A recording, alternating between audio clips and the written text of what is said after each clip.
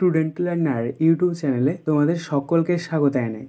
আজ আমাদের আলোচ্য বিষয় ষষ্ঠ শ্রেণীর ভূগোল বিষয়ের সেকেন্ড সামেটিভ এক্সাম অর্থাৎ দ্বিতীয় পর্যায়ক্রমিক মূল্যায়নের একটা উত্তর সহ নমুনা প্রশ্নপত্র নিয়ে।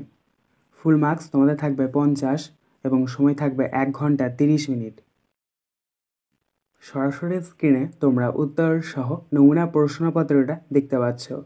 1. সঠিক উত্তরটি বেছে নিয়ে লেখো। যে কোনো 12টি। 1 গণিত 12 = 12। ক. উষ্ণতার প্রসর বেশি রাজস্থানে, পশ্চিমবঙ্গে না জম্মু কাশ্মীরে?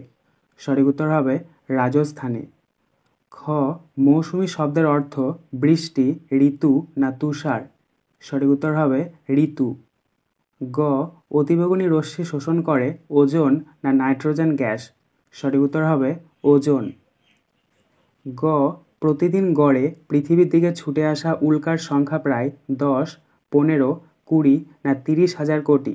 সঠিক উত্তর হবে 10। ইঙ. দুটি জায়গার মধ্যে উষ্ণতার পার্থক্য বেশি হলে সমষ্ণ রেখাগুলি দূরে দূরে একই জায়গায় না কাছাকাছি অবস্থান করে? সঠিক উত্তর হবে কাছাকাছি। চ. বৃষ্টিচ্ছায়া অঞ্চলের উদাহরণ হলো পশ্চিমঘাট পর্বতের পশ্চিম ঢাল, পশ্চিমঘাট পর্বতের পূর্ব ঢাল না নীলগিরির দক্ষিণ ঢাল? সঠিক উত্তর হবে পশ্চিমঘাট পর্বতের পূর্ব ঢাল। ছ.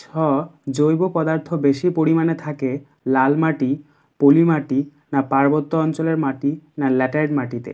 সঠিক উত্তর হবে পার্বত্য অঞ্চলের মাটিতে। বর্গীয় জ. জলদাপাড়া একটি সুরক্ষিত অরণ্য, জাতীয় উদ্যান, সংরক্ষিত অরণ্য না অভয়ারণ্য? সঠিক উত্তর হবে অভয়ারণ্য। ঝ. গাছগুলি মোচার মতো দেখতে হয় লবণাম্বু, ক্রান্তীয় পাতাঝরা, পার্বত্য নাতিশীতোষ্ণ না ক্রান্তীয় চিরসবুজ অরণ্যে? সঠিক উত্তর হবে পার্বত্য নাতিশীতোষ্ণ। পিটপালিঙ্গ তুলা চাষ সবচেয়ে ভালো হয় কালো মাটিতে, লাল মাটিতে না পার্বত্য মাটিতে? সঠিক উত্তর হবে কালো মাটিতে। ট. পৃথিবীতে প্রথম প্রাণের সৃষ্টি হয়েছিল ভূমিতে, জলে না বাতাসে? সঠিক উত্তর হবে জলে। ঠ. বায়ুর চাপ মাপার যন্ত্রটি হলো ব্যারোমিটার, হাইগ্রোমিটার না অ্যানিমোমিটার? সঠিক উত্তর হবে ব্যারোমিটার। ড. পশ্চিমবঙ্গের জলবায়ুর প্রকৃতি হলো উষ্ণ আর্দ্র, শীতল আর্দ্র না উষ্ণ শীতল? সঠিক উত্তর হবে উষ্ণ আর্দ্র। 2. অতি সংক্ষিপ্ত উত্তর দাও যে কোনো 8টি। 1 গণিত 8 = 8। ক. অ্যান্টার্কটিকা শব্দটির অর্থ কী? উত্তর উত্তরের বিপরীত। খ. পৃথিবীর সর্বাধিক বৃষ্টিবহুল অঞ্চল কোনটি? উত্তর মেঘালয়ের মৌসিনরাম। গ.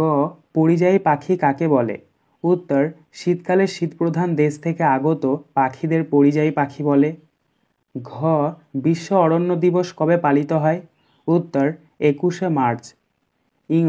আন্টার্কটিকায় স্থাপিত ভারতের প্রথম গবেষণা কেন্দ্রটির নাম কি? উত্তর দক্ষিণ গঙ্গোত্রী। চ. কোন যন্ত্রের সাহায্যে বায়ুর গতিবেগ মাপা হয়? উত্তর অ্যানিমোমিটার যন্ত্রের সাহায্যে বায়ুর গতিবেগ মাপা হয়। ছ. কত সালে বন্যপ্রাণী সংরক্ষণ আইন চালু হয়? উত্তর 1972 সালে বন্যপ্রাণী সংরক্ষণ আইন চালু হয়। বর্গীয় জ. দাক্ষিণাত্য মালভূমির উচ্চতম শৃঙ্গের নাম কি? উত্তর দাক্ষিণাত্য মালভূমির উচ্চতম শৃঙ্গের নাম আনাইমুদি। ঝ. পশ্চিমী ঝঞ্ঝা বলতে কী বোঝো? উত্তর শীতকালে ভারতের উত্তর পূর্ব মৌসুমী বায়ুর প্রভাবে মাঝে মাঝে 2-4 দিন একটানা আকাশ মেঘলা থাকে ও ঝিরিঝিরি বৃষ্টি হয়, একে পশ্চিমী ঝঞ্ঝা বলে। পিটপালিঙ্গ পৃথিবীর শীতলতম জনবসতিহীন স্থানের নাম কি? উত্তর পৃথিবীর শীতলতম স্থান আন্টার্কটিকার ভস্টক। 3. নিচের প্রশ্নগুলির সংক্ষিপ্ত উত্তর দাও যে কোনো 4টি। 2 গণিত 4 = 8। ক. আবহাওয়া ও জলবায়ুর মধ্যে দুটি পার্থক্য লেখো। উত্তর আবহাওয়া ও জলবায়ুর পার্থক্য। প্রথমে তোমরা দুটো ছক করে নেবে। বাঁ দিকের ওপরে লিখবে আবহাওয়া, ডান দিকের ওপরে লিখবে জলবায়ু। আবহাওয়ার নিচে 1 নাম্বার দিয়ে লিখবে আবহাওয়া বলতে কোনো একটি নির্দিষ্ট স্থানের নির্দিষ্ট সময়ের বায়ুর উষ্ণতা, আর্দ্রতা, বায়ুর চাপ, বায়ুপ্রবাহ, মেঘাচ্ছন্নতা প্রভৃতিকে বোঝানো হয়ে থাকে। জলবায়ুর নিচে 1 নাম্বার দিয়ে লিখবে কোনো একটি নির্দিষ্ট অঞ্চলের 30 থেকে 40 বছরের আবহাওয়ার গড় অবস্থাকে জলবায়ু বলে। আবার আবহাওয়ার নিচে 2 নাম্বার দিয়ে লিখবে আবহাওয়া প্রতিদিন এমনকি প্রতি ঘন্টার ব্যবধানেও পাল্টাতে পারে। জলবায়ুর নিচে 2 নাম্বার দিয়ে লিখবে কোনো স্থানের জলবায়ু দীর্ঘ সময়ের ব্যবধানে পরিবর্তিত হয়ে থাকে। খ আমাদের জীবনে জলবায়ুর দুটি প্রভাব লেখো। উত্তর আমাদের জীবনে জলবায়ুর প্রভাব। 1 নাম্বার উষ্ণ জলবায়ু বৃষ্টিপাতের ধারা পরিবর্তন করে বন্যা ও খরার প্রকোপ বাড়াবে। গ্লেসিয়ার ও মেরুর বরফ চাদর আরও বেশি করে গলবে, ফলে সমুদ্রে জলস্তর বাড়বে। 2 নাম্বার বিশ্ব উষ্ণায়ন মানুষের স্বাস্থ্যে সরাসরি প্রভাব ফেলবে। তাপজনিত মৃত্যুর সংখ্যা বেড়ে যাবে, সংক্রামক রোগের বিস্তার হবে, ডিহাইড্রেশন হবে, অপুষ্টি বাড়বে এবং জনস্বাস্থ্যের পরিকাঠামো ক্ষতিগ্রস্ত হবে। গ পার্বত্য অঞ্চলের মাটিতে কোন ফসলের ভালো চাষ হয়? উত্তর পার্বত্য অঞ্চলের মাটিতে পটাশ, ফসফেট ও গাছের পাতা পচা সার থাকায় এই মাটিতে চা, শিংকনা, কমলালেবু প্রভৃতি চাষ হয়। চ মাটি সংরক্ষণের 3টি উপায় লেখো। উত্তর মাটি সংরক্ষণের 3টি উপায় হলো 1 নাম্বার বনভূমির পরিমাণ বৃদ্ধি করা, 2 নাম্বার অত্যধিক পশুচারণ নিয়ন্ত্রণ করা, 3 নাম্বার পাহাড়ি অঞ্চলে ধাপ চাষ পদ্ধতিতে কৃষিকাজ করা। 4 নিচের প্রশ্নগুলির উত্তর দাও যে কোনো 4টি। 3 × 4 = 12। ক আন্টার্কটিকাকে বিজ্ঞানের মহাদেশ কেন বলা হয় তার সংক্ষেপে আলোচনা করো। উত্তর উত্তর আন্টার্কটিকা মহাদেশ পৃথিবীর সমস্ত দেশের একটি আন্তর্জাতিক ভূখণ্ড। আমেরিকা যুক্তরাষ্ট্র, Norway, Britain, Australia, New Zealand, France, German, Japan, Argentina, ভারতসহ প্রায় 40টি দেশের 100টিরও বেশি গবেষণা কেন্দ্র আছে। সারা পৃথিবীর বিজ্ঞানীরা এই মহাদেশের প্রাকৃতিক পরিবেশ, আবহাওয়া, জলবায়ু, খনিজ সম্পদ প্রভৃতি বিষয়ে গবেষণা করেছেন। 1959 খ্রিস্টাব্দের চুক্তি অনুসারে পৃথিবীর যে কোনো দেশ এই মহাদেশে বৈজ্ঞানিক গবেষণা করার সুযোগ পাবে, তবে সেক্ষেত্রে গবেষণা হতে হবে মানব কল্যাণের স্বার্থে। পৃথিবীর কোনো দেশই আন্টার্কটিকার সম্পদকে অধিকার করতে পারবে না, কেবলমাত্র বিজ্ঞানের স্বার্থে মহাদেশে গবেষণা করতে পারবে। তাই এই মহাদেশকে বিজ্ঞানের মহাদেশ বলা হয়। খ শীতকালে ভারতের জলবায়ু শুষ্ক হয় কেন? উত্তর ডিসেম্বর-জানুয়ারি মাসে ভারতের শীতকাল লক্ষ্য করা যায়। এই সময় উত্তর ভারতের তাপমাত্রার পরিমাণ যথেষ্ট হ্রাস পায়। এর ফলে শীতকালে তাপমাত্রা হ্রাসজনিত কারণে উত্তর ভারতে স্থলভাগের ওপর উচ্চচাপ এবং দক্ষিণ ভারতে সমুদ্রের ওপর নিম্নচাপ অবস্থান করে। ফলস্বরূপ যে বায়ুচাপের ঢাল সৃষ্টি হয় সেই ঢাল অনুসারে বায়ু স্থলভাগের উচ্চচাপ অঞ্চল থেকে জলভাগের নিম্নচাপ অঞ্চলের দিকে উত্তর পূর্ব মৌসুমী বায়ুরূপে প্রবাহিত হয়। স্থলভাগের ওপর দিয়ে প্রবাহিত হয় বলে উত্তর পূর্ব মৌসুমী বায়ুতে জলীয় বাষ্প থাকে না বললেই চলে। জলীয় বাষ্প না থাকার ফলে এই সময় অর্থাৎ শীতকালে ভারতে বৃষ্টিপাত হয় না। এই কারণে ভারতের শীতকালে শুষ্ক হয়ে থাকে। কেবলমাত্র তামিলনাড়ুর করমণ্ডল উপকূলে শীতকালে বৃষ্টিপাত হয়ে থাকে। গ মেরুজ্যোতি কী? উত্তর আন্টার্কটিকা মহাদেশে শীতকালে যখন একটানা 6 মাস রাত্রি বিরাজ করে সেই সময় আন্টার্কটিকার আকাশে মাঝে মধ্যে রামধনুর মতো মৃদু আলোকপ্রবাহ দেখা যায়। একে মেরুজ্যোতি বলে।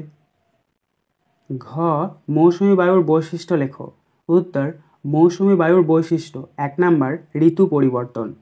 মৌসুমী বায়ুর আগমন ও প্রত্যাগমনের ওপর নির্ভর করে ভারতের 4টি ঋতু শীত, গ্রীষ্ম, বর্ষা ও শরৎ নির্ধারিত হয়েছে। 2 নাম্বার বৃষ্টিপাত। ভারতের মোট বৃষ্টিপাতের 90% ঘটে মৌসুমী বায়ুর আগমনে ও প্রত্যাগমনে। 3 নাম্বার আর্দ্র গ্রীষ্ম ও শুষ্ক শীতকাল। মৌসুমী বায়ুর আগমন ও প্রত্যাগমনের কারণে এখানে গ্রীষ্মকাল আর্দ্র ও শীতকাল শুষ্ক প্রকৃতির হয়। 5 নিচের প্রশ্নগুলির উত্তর দাও যে কোনো দুটি। 5 × 2 = 10। ক পৃথিবীর বায়ুমণ্ডলের স্তরগুলির সংক্ষিপ্ত বর্ণনা দাও। উত্তর 1 নাম্বার ট্রোপোস্ফিয়ার। বায়ুমণ্ডলের সবচেয়ে নিচের স্তরটিকে ট্রোপোস্ফিয়ার বলে। নিরক্ষীয় অঞ্চলে সমুদ্রপৃষ্ঠ থেকে ওপরের দিকে 16 থেকে 18 কিমি এবং মেরু অঞ্চলে প্রায় 8 কিমি পর্যন্ত বিস্তৃত। 2 নাম্বার স্ট্র্যাটোস্ফিয়ার। ট্রোপোস্ফিয়ারের ওপরে বায়ুমণ্ডলের দ্বিতীয় স্তরটিকে বলা হয় স্ট্র্যাটোস্ফিয়ার। ট্রোপোপজ থেকে ওপরে 50 কিমি পর্যন্ত এই স্তরটি বিস্তৃত। 3 নাম্বার মেসোস্ফিয়ার। স্ট্র্যাটোস্ফিয়ারের ওপরে বায়ুমণ্ডলের তৃতীয় স্তরটিকে বলা হয় মেসোস্ফিয়ার।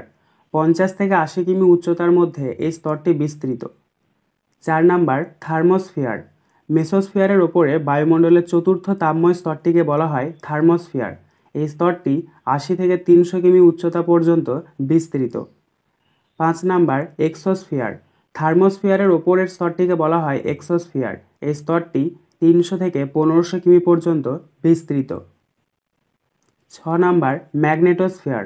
এক্সোস্ফিয়ারের ওপরে বায়ুমণ্ডলের শেষ সীমা পর্যন্ত বায়ুস্তরকে ম্যাগনেটোস্ফিয়ার বলে। এই স্তরটি 1500 থেকে 10,000 কিমি পর্যন্ত বিস্তৃত।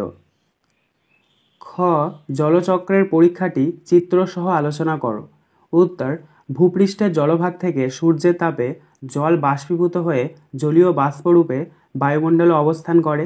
ওই জলীয় বাষ্প পরে শীতল ও ঘনীভূত হয়ে মেঘ সৃষ্টি করে এবং মেঘ থেকে বৃষ্টি বা তুষার রূপে পৃথিবীতে নেমে আসে এবং তা বিভিন্ন মাধ্যমে নদী বা সমুদ্রে মেশে। এরপর ওই জল পুনরায় বাষ্পে পরিণত হয়। এভাবে শিলামণ্ডল, বায়ুমণ্ডল ও বায়ুমণ্ডলের মধ্যে জলের চক্রাকার আবর্তনকে জলচক্র বলে।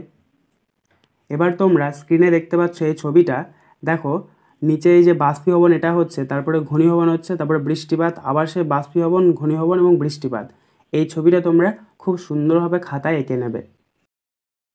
আজকের আলোচনা পর্বটি এখানেই শেষ হলো। আশা করি ভিডিওটি তোমাদের ভালো লেগেছে।